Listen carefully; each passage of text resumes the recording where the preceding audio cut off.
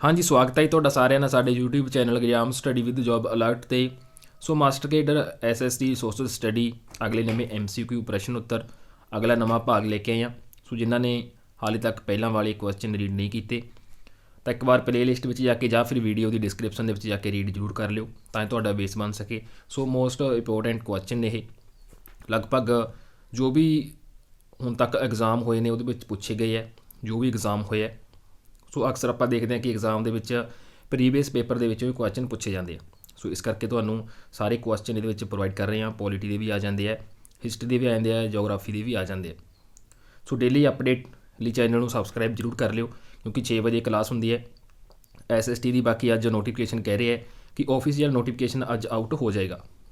ਤਾਂ ਸਟਾਰਟ ਕਰਦੇ ਹਾਂ ਜੀ ਅਗਲੇ ਨਵੇਂ ਪ੍ਰਸ਼ਨ ਉੱਤਰ। ਤਾਂ ਹਾਂਜੀ, ਅਗਲੇ ਪ੍ਰਸ਼ਨ ਤੋਂ ਸਟਾਰਟ ਕਰਾਂਗੇ। ਪ੍ਰਸ਼ਨ ਨੰਬਰ 136। ਤਾਂ ਇਸ ਤੋਂ ਪਹਿਲਾਂ ਵਾਲਾ ਕੁਐਸਚਨ ਜਿਹੜਾ ਆਪਾਂ ਪਿੱਛੇ ਛੱਡਿਆ ਸੀਗਾ ਉਹ ਜੰਮੂ ਕਸ਼ਮੀਰ ਦੇ ਮੁੱਖ ਮੰਤਰੀ ਦਾ ਕਾਰਜਕਾਲ ਸੀ, ਜੋ ਜਦੋਂ ਧਾਰਾ 370 ਲਾਗੂ ਸੀ ਤਾਂ ਉਸ ਸਮੇਂ ਪ੍ਰੀਵੀਅਸ ਆਪਾਂ ਕੁਐਸਚਨ ਉਸ ਨੂੰ ਕਹਿ ਸਕਦੇ ਹਾਂ। ਸੋ ਹੁਣ ਧਾਰਾ 370 ਜਿਹੜੀ ਹਟਾ ਦਿੱਤੀ ਹੈ ਤਾਂ ਉਸ ਸਮੇਂ ਜੋ ਜੰਮੂ ਕਸ਼ਮੀਰ ਸੀ ਤਾਂ ਮੁੱਖ ਮੰਤਰੀ ਦਾ ਉਸ ਸਮੇਂ ਕਾਰਜਕਾਲ ਸੀ ਜਿਹੜਾ 6 ਸਾਲ ਦਾ ਹੁੰਦਾ ਸੀ। ਤਾਂ ਅਗਲਾ ਪ੍ਰਸ਼ਨ ਹੈ, ਭਾਰਤੀ ਸੰਵਿਧਾਨ ਦੀ ਪ੍ਰਸਤਾਵਨਾ ਵਿੱਚ ਪਹਿਲੀ ਵਾਰ ਸੰਸ਼ੋਧਨ ਯਾਨੀ ਕਿ ਸੋਧ ਕਦੋਂ ਕੀਤੀ ਗਈ ਸੀ, ਕਿਹੜੇ ਈਅਰ ਦੇ ਵਿੱਚ ਕੀਤੀ ਗਈ ਸੀ, ਪਹਿਲੀ ਵਾਰ ਸੰਸ਼ੋਧਨ ਕਦੋਂ ਕੀਤਾ ਗਿਆ ਸੀ ਜੋ ਭਾਰਤੀ ਸੰਵਿਧਾਨ ਦੀ ਪ੍ਰਸਤਾਵਨਾ ਹੈ। ਸੋ 4 ਆਪਸ਼ਨਾਂ ਨੇ 1951, 1971, 1976 ਜਾਂ ਫਿਰ 1956 ਦੇ ਵਿੱਚ।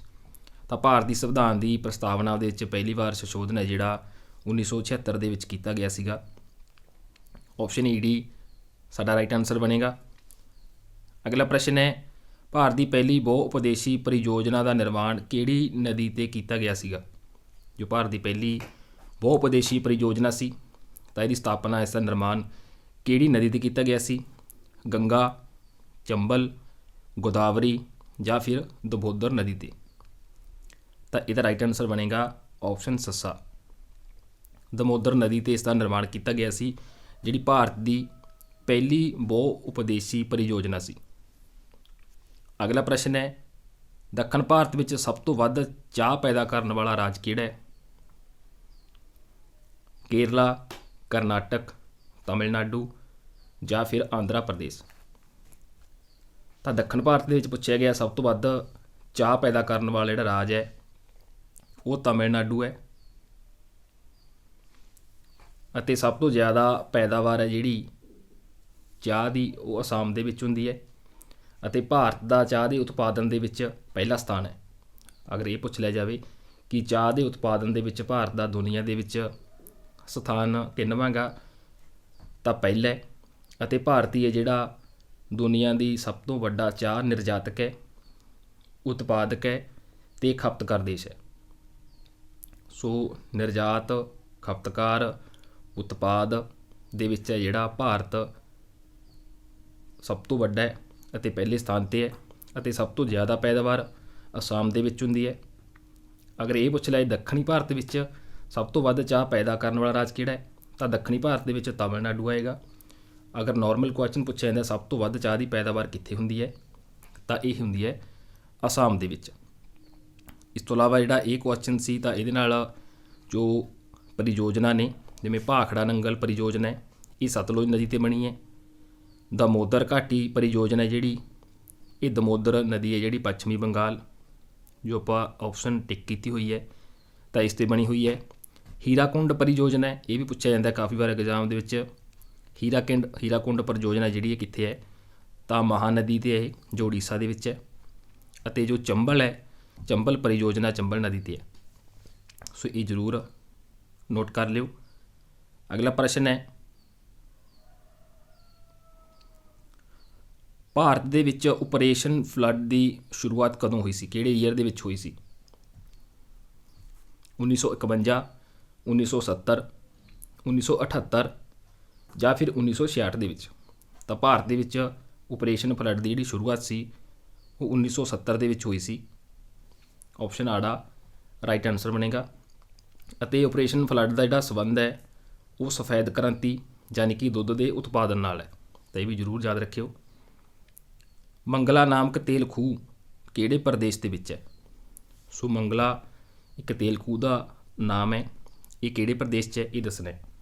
ਅਸਾਮ, ਗੁਜਰਾਤ, ਮਹਾਰਾਸ਼ਟਰ ਜਾਂ ਫਿਰ ਰਾਜਸਥਾਨ। ਤਾਂ ਇਹ ਹੈ ਜੀ ਰਾਜਸਥਾਨ ਦੇ ਵਿੱਚ। ਮੰਗਲਾ ਨਾਂ ਦਾ ਤੇਲ ਖੂਹ ਹੈ ਜਿਹੜਾ ਰਾਜਸਥਾਨ ਪ੍ਰਦੇਸ਼ ਦੇ ਵਿੱਚ ਹੈ। ਆਪਸ਼ਨ ਸੱਸਾ ਰਾਈਟ ਆਨਸਰ ਬਣੇਗਾ। ਭਾਰਤ ਦਾ ਇੱਕੋ ਇੱਕ ਮੁਕਤ ਵਪਾਰ ਬੰਦਰਗਾਹ ਕਿਹੜਾ ਹੈ? ਪਾਰਾਦੀਪ, ਕੋਚੀ, ਕਾਂਡਲਾ ਜਾਂ ਫਿਰ ਤੁਤੀਕੋਰਨ। ਤਾਂ ਭਾਰਤ ਦਾ ਜਿਹੜਾ ਇੱਕੋ ਇੱਕ ਮੁਕਤ ਵਪਾਰ ਬੰਦਰਗਾਹ ਹੈ ਉਹ ਕਾਂਡਲਾ ਹੈ। Option E D right answer ਬਣੇਗਾ। ਅਗਲਾ ਪ੍ਰਸ਼ਨ ਹੈ, ਮਹਾਤਮਾ ਬੁੱਧ ਦੇ ਧਾਰਮਿਕ ਵਿਚਾਰ ਅਤੇ ਵਚਨ ਕਿਹੜੇ ਗ੍ਰੰਥ ਦੇ ਵਿੱਚ ਦਰਜ ਨੇ? ਮੋਸਟ ਇੰਪੋਰਟੈਂਟ ਕੁਐਸਚਨ ਹੈ ਇਹ। ਜਾਤਕ ਕਥਾਵਾਂ ਦੇ ਵਿੱਚ, ਸੁਤਪਟਿਕ ਦੇ ਵਿੱਚ, ਕੋਈ ਨਹੀਂ ਜਾਂ ਫਿਰ ਵਿਨੇ ਪਿਟਕ ਦੇ ਵਿੱਚ। ਤਾਂ ਜੋ ਮਹਾਤਮਾ ਬੁੱਧ ਦੇ ਧਾਰਮਿਕ ਵਿਚਾਰ ਅਤੇ ਉਹਨਾਂ ਦੇ ਜੋ ਵਚਨ ਨੇ ਤਾਂ ਇਹ ਸੁਤਪਟਿਕ ਗ੍ਰੰਥ ਦੇ ਵਿੱਚ ਦਰਜ ਨੇ, ਇਸ ਦੇ ਵਿੱਚ ਮੌਜੂਦ ਨੇ। ਆਪਸ਼ਨ ਆੜਾ ਰਾਈਟ ਆਨਸਰ ਬਣੇਗਾ। ਅਗਲਾ ਪ੍ਰਸ਼ਨ ਹੈ, ਦੋਨਾਂ ਸਦਨਾਂ ਦਾ ਸੰਯੁਕਤ ਅਧਿਵੇਸ਼ਨ ਦੀ ਬੈਠਕ ਅਤੇ ਕਿਹੜੇ ਅਨੁਛੇਦ ਰਾਹੀਂ ਬੁਲਾਈ ਜਾਂਦੀ ਹੈ? ਜੋ ਦੋ ਸਾਧਨ ਹੁੰਦੇ ਨੇ ਤਾਂ ਇਹਨਾਂ ਦੇ ਸੰਯੁਕਤ ਅਧਿਵੇਸ਼ਨ ਦੀ ਬੈਠਕ ਹੈ ਜਿਹੜੀ ਕਿਹੜੇ ਅਨੁਛੇਦ ਰਾਹੀਂ ਬੁਲਾਈ ਜਾਂਦੀ ਹੈ? ਅਨੁਛੇਦ ਪੁੱਛਿਆ ਜਾ ਰਿਹਾ। ਨੀਚੇ ਅਨੁਛੇਦ ਦਿੱਤੇ ਗਏ ਨੇ 133, 108, 121 ਜਾਂ ਫਿਰ ਅਨੁਛੇਦ 333। ਤਾਂ ਇਹ ਬੁਲਾਈ ਜਾਂਦੀ ਹੈ ਜੀ ਅਨੁਛੇਦ 108 ਦੇ ਤਹਿਤ। ਦੋਵੇਂ ਸਾਧਨਾਂ ਦਾ ਸੰਯੁਕਤ ਅਧਿਵੇਸ਼ਨ ਦੀ ਬੈਠਕ ਹੈ ਜਿਹੜੀ 108 ਅਨੁਛੇਦ ਰਾਹੀਂ ਬੁਲਾਈ ਜਾਂਦੀ ਹੈ। ਕੋਈ ਵੀ ਵਿਵਾਦ 'ਤੇ ਸੰਯੁਕਤ ਬੈਠਕ ਜਿਹੜਾ ਬੁਲਾਉਣ ਦਾ ਅਧਿਕਾਰ ਹੈ ਉਹ ਰਾਸ਼ਟਰਪਤੀ ਕੋਲ ਹੁੰਦਾ ਹੈ ਅਤੇ ਇਸ ਬੈਠਕ ਦੀ ਜਿਹੜੀ ਪ੍ਰਧਾਨਗੀ ਹੈ ਉਹ ਲੋਕ ਸਭਾ ਦਾ ਸਪੀਕਰ ਕਰਦਾ ਹੈ। ਤਾਂ ਹੁਣ ਤੱਕ ਦੋ ਸਾਧਨਾਂ ਦੀ ਜਿਹੜੀ ਸੰਯੁਕਤ ਬੈਠਕ ਹੈ ਉਹ 3 ਵਾਰ ਹੋਈ ਹੈ, 1966 ਦੇ ਵਿੱਚ, 1998 ਦੇ ਵਿੱਚ ਅਤੇ 2002 ਦੇ ਵਿੱਚ। ਸੋ ਇਹ ਵੀ ਤੁਹਾਡੇ ਤੋਂ ਪੁੱਛਿਆ ਜਾ ਸਕਦਾ ਹੈ ਕਿ ਹੁਣ ਤੱਕ ਸੰਯੁਕਤ ਬੈਠਕ ਹੈ ਜਿਹੜੀ ਕਿੰਨੇ ਵਾਰ ਹੋ ਚੁੱਕੀ ਹੈ? ਤਾਂ ਗਿਣਤੀ ਦੇ ਵਿੱਚ ਵੀ ਆ ਸਕਦਾ 3 ਵਾਰ, 4 ਵਾਰ, 5 ਵਾਰ, 6 ਵਾਰ ਜਾਂ ਈਅਰ ਵੀ ਪਾਏ ਜਾ ਸਕਦੇ ਆ। ਕੁਐਸਚਨ ਜੋ ਆਨਸਰ ਹੋਣ ਵਾਲੀਆਂ ਆਪਸ਼ਨਾਂ ਹੋਣਗੀਆਂ ਜਿਵੇਂ 1966, 1998, 2002 ਇਹ ਆਪਸ਼ਨ ਦੇ ਵਿੱਚ ਪਾਤੀ, ਬੀ ਦੇ ਵਿੱਚ ਅਤੇ ਬਾਕੀ ਦੇ ਵਿੱਚ ਹੋਰ ਈਅਰ ਪਾਤੇ। ਤਾਂ 1966, 98 ਅਤੇ 2002 ਕੁੱਲ 3 ਵਾਰ ਸੰਯੁਕਤ ਬੈਠਕ ਹੈ ਜਿਹੜੀ ਦੋਨਾਂ ਸਾਧਨਾਂ ਦੀ ਹੋਈ ਹੈ ਅਤੇ ਅਨੁਛੇਦ 108 ਰਾਹੀਂ ਇਹ ਬੁਲਾਈ ਜਾਂਦੀ ਹੈ। ਹਿਮਾਲਿਆ ਪਰਬਤ ਦਾ ਜਨਮ ਕਿਹੜੇ ਸਮੁੰਦਰ ਤੋਂ ਹੋਇਆ ਹੈ?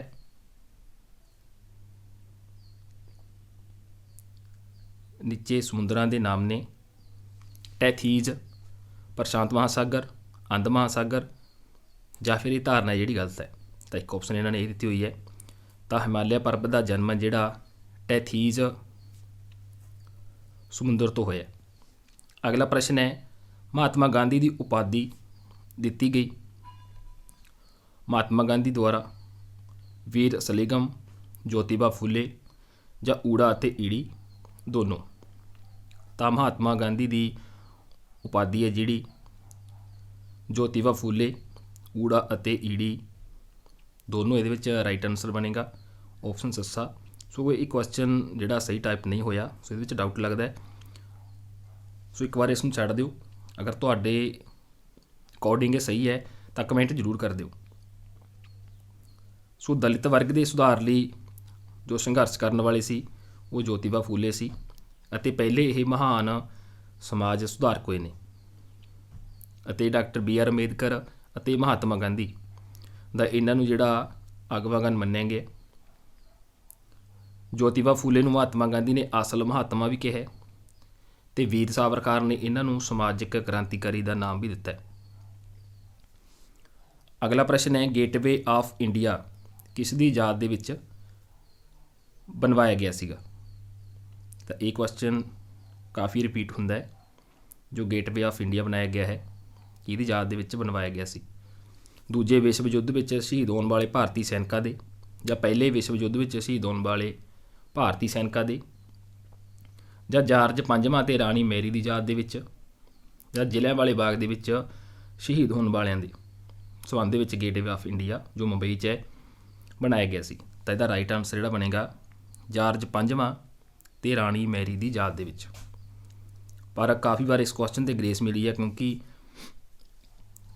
ਜੋ ਆਪਸ਼ਨਾਂ ਨੇ ਉਹ ਆਨਸਰ ਦੇ ਵਿੱਚੋਂ ਤੋੜ ਕੇ ਦੇ ਦਿੱਤੀਆਂ ਜਾਂਦੀਆਂ ਨੇ।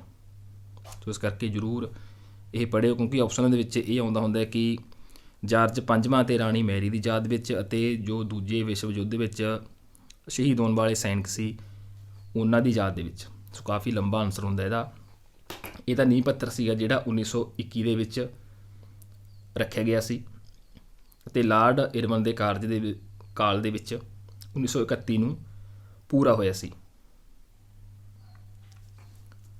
ਅਗਲਾ ਪ੍ਰਸ਼ਨ ਹੈ, ਭਾਰਤ ਦੇ ਵਿੱਚ ਪਹਿਲਾ ਅੰਗਰੇਜ਼ੀ ਕਿਲ੍ਹਾ ਕਿਹੜਾ ਸੀਗਾ?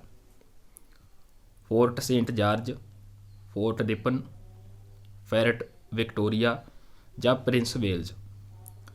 ਭਾਰਤ ਦੇ ਵਿੱਚ ਪਹਿਲਾ ਜਿਹੜਾ ਅੰਗਰੇਜ਼ੀ ਕਿਲ੍ਹਾ ਸੀਗਾ ਉਹ ਫੋਰਟ ਸੇਂਟ ਜਾਰਜ ਸੀਗਾ। ਇਹ 1644 ਦੇ ਵਿੱਚ ਮਦਰਾਸ ਦੇ ਵਿੱਚ ਅੰਗਰੇਜ਼ਾਂ ਦੁਆਰਾ ਬਣਾਇਆ ਗਿਆ ਸੀ।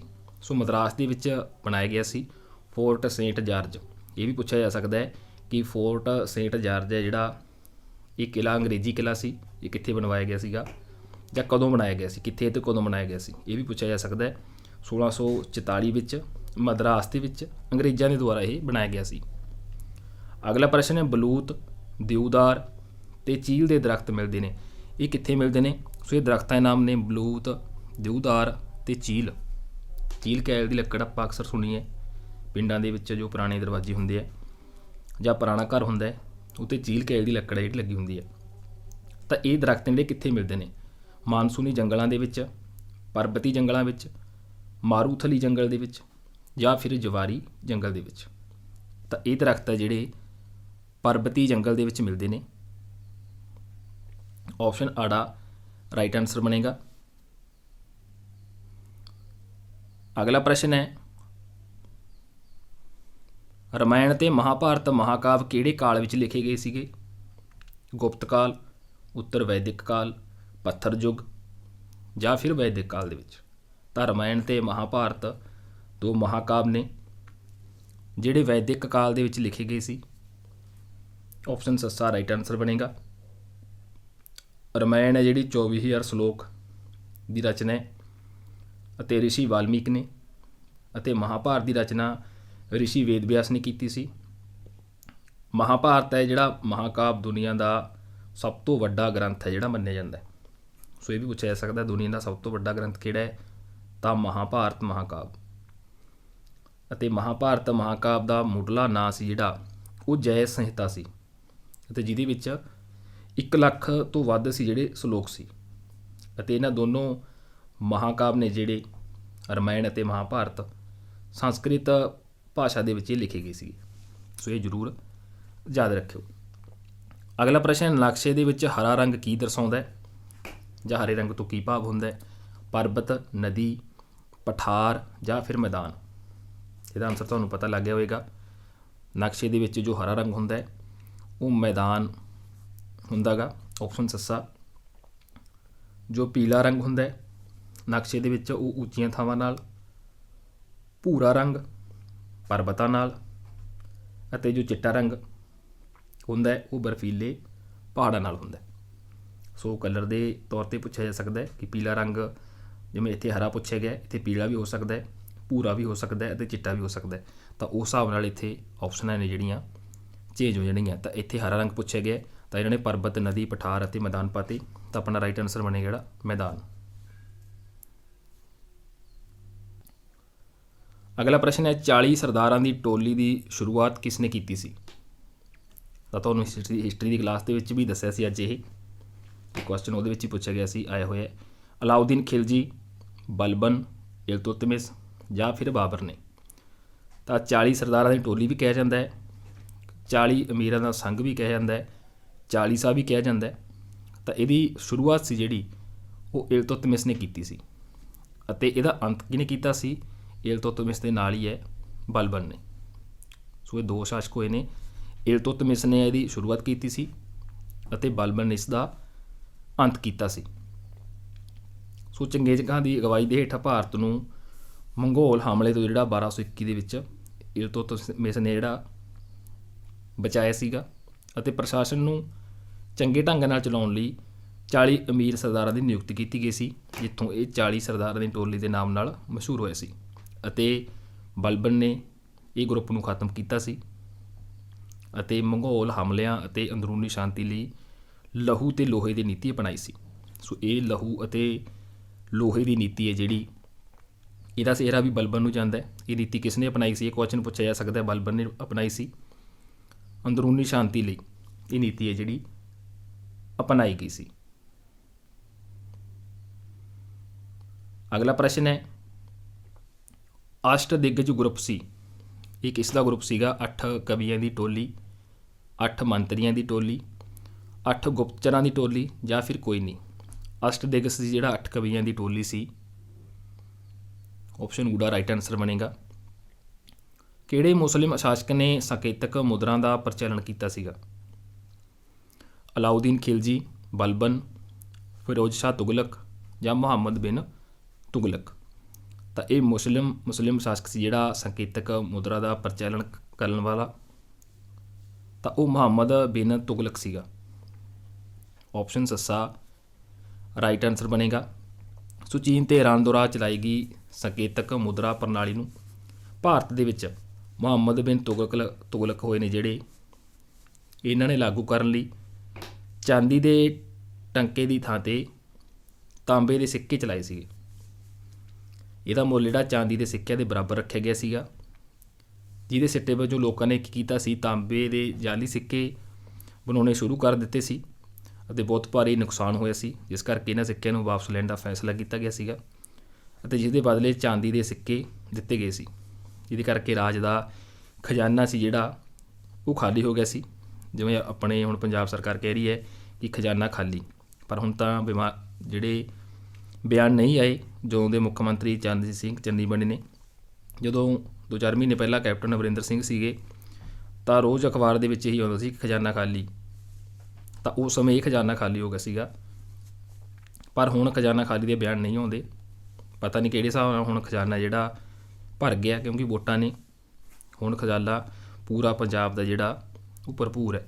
ਤਾਂ ਮੁਹੰਮਦ ਬਿਨ ਤੁਗਲਕ ਨੂੰ ਜਿਹੜਾ ਮੂਰਖ ਰਾਜਾ ਵੀ ਕਿਹਾ ਜਾਂਦਾ ਹੈ, ਕਿਉਂਕਿ ਇਹਨੇ ਚਾਂਦੀ ਦੀ ਥਾਂ 'ਤੇ ਤਾਂਬੇ ਦੇ ਸਿੱਕੇ ਚਲਾਤੇ ਸੀ ਅਤੇ ਲੋਕਾਂ ਨੇ ਨਕਲੀ ਤਾਂਬੇ ਦੇ ਸਿੱਕੇ ਬਣਾ ਲਏ, ਤਾਂ ਫਿਰ ਉਹਨਾਂ ਦੇ ਤਾਂਬੇ ਦੇ ਸਿੱਕੇ ਲੈ ਕੇ ਇਹਨਾਂ ਨੂੰ ਚਾਂਦੀ ਦੇ ਦਿੱਤੇ, ਤਾਂ ਇਸ ਕਰਕੇ ਸਾਰਾ ਖਜ਼ਾਨਾ ਇਹਨਾਂ ਦਾ ਖਾਲੀ ਕਰ ਦਿੱਤਾ ਸੀ।